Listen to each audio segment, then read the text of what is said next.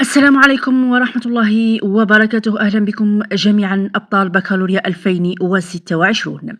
اليوم جئتكم بأخبار تثلج الصدور وتفرح القلوب وتزيل ذلك القلق والتوتر الذي عشتموه طيلة الأيام الماضية.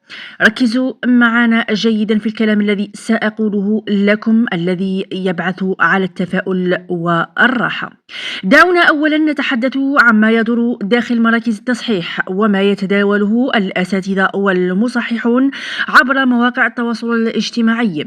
المؤشرات الأولية والأخبار المتداولة بقوة تؤكد أن نسبة النجاح عالية جدا في هذا العام نسبة أو بالنسبة للأعوام الماضية.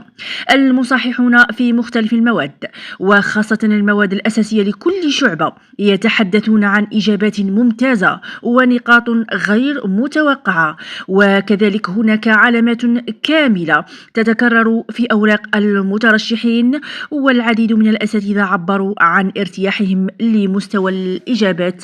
لمستوى الإجابات التي تعكس تحضيرا جادا من طرفكم.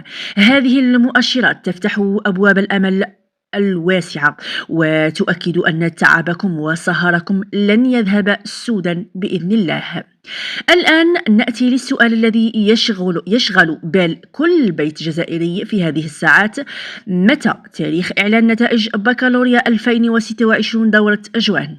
وكذلك حسب ما هو رائج ومتداول بقوة في كواليس قطاع التربية وعبر الصفحات المهتمة بالأنباء الموثوقة، فإن عملية التصحيح والمداولات تسير وسارت كذلك بوتيرة سريعة ودقيقة، والحديث كله يتركز حول أن موعد الإعلان الرسمي عن النتائج لن يتعدى تاريخ 12 جويلية كحد أقصى أو كأقصى حد. وإذا صارت الأمور كما هو مخطط لها فقد تكون النتائج بين أيديكم قبل هذا التاريخ بقليل أو ب 24 ساعة، أو المهم يوم اللي هو يوم 12 جويلية بالضبط. يعني لم يتبقى الكثير، أيام قليلة ويفرح الجميع إن شاء الله. وكما جرت العادة لتكونوا على أهبة الاستعداد، النتائج ستكون متاحة عبر الطرق الرسمية المعروفة. أولا عبر الموقع الرسمي للديوان الوطني للامتحانات والمسابقات bac.onec.dz.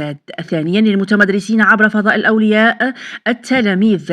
وثالثا عبر الرسائل النصية القصيرة SMS المجانية من هواتفكم من خلال تشكيل الرمز نجمة 567 DS عبر جميع الشبكات بطبيعة الحال.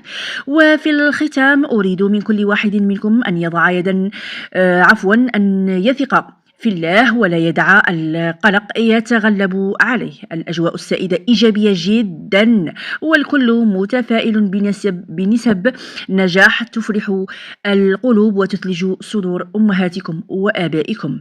أيام قليلة ونسمع زغاريد الفرحة في كل بيت جزائري إن شاء الله. طمئنوا أنفسكم وتمنياتي لكم جميعا بالنجاح وبمعدلات ممتازة والوصول إلى تخصصات أحلامكم إن شاء الله. شاركونا في التعليقات تطلعاتكم ومعدلاتكم المرتقبة، ولا تنسوا دعمنا ومتابعتنا ليصلكم كل ما هو جديد فور صدوره رسميا. بالتوفيق للجميع، والسلام عليكم ورحمة الله وبركاته.